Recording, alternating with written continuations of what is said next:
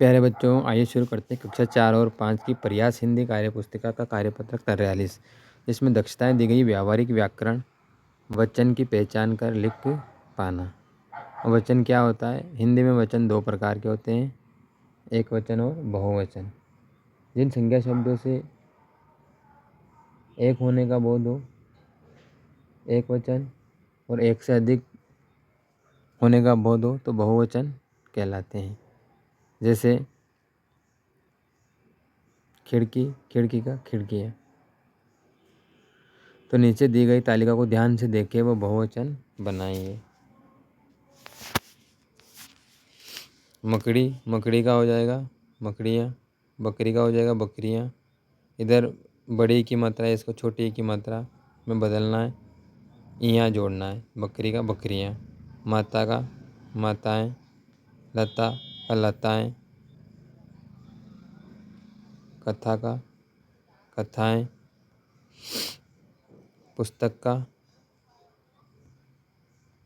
का पुस्तकें, भेड़ का भेड़ें, किताब का किताबें, पेंसिल का पेंसिलें, भेड़ का पेड़ का पेड़ों, बैल का बैल, गीत का गीत, खेल का खेल होगा। दूसरा जो प्रश्न है, निम्नलिखित शब्दों को सही खानों में लिखिए। इधर एक वचन ये शब्द दे रखे हैं, इनको एक वचन और बहुवचन में अलग अलग सारणी में लिखना है। इधर एक वचन की सारणी है, ये एक वचन की सारणी है इधर, और इधर बहुवचन है।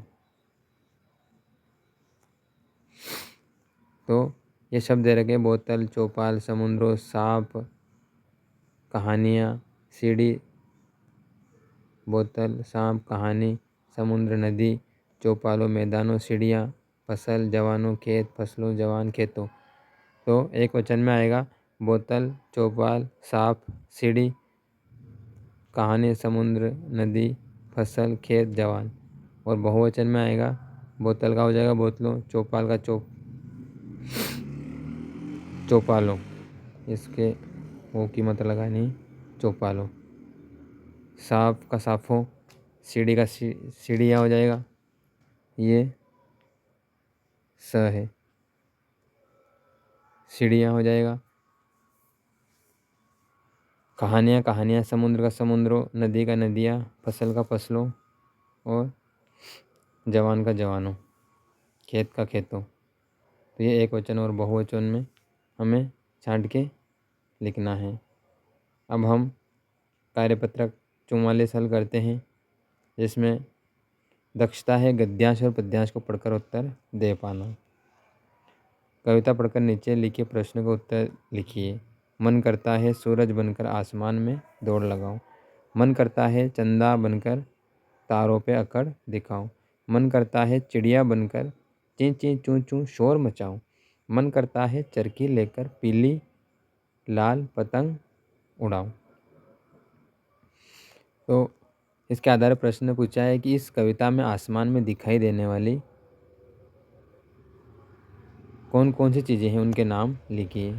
तो हमें आसमान में जो है सूरज, चंदा, तारे, चिड़िया और पतंग दिखाई देते हैं। दूसरा जो प्रश्न है, कविता में सूरज, चंदा और चिड़िया बनने की बात कही गई है, आपका और क्या क्या बनने का मन करता है? तो बच्चों का जो मन है तितली, परी, पतंग, तारे आदि बनने का मन करता है। आपका जो भी मन करता है वो आप लिख सकते हैं। अब प्रश्न तीसरा है, इन शब्दों की सहायता से वाक्य बनाइए। शब्द दे रखे हैं आसमान, सूरज और शोर। आसमान से आसमान में तारे होते हैं, सूरज दिन में सूरज उगता है, शोर शहर में शोर ज़्यादा होता है।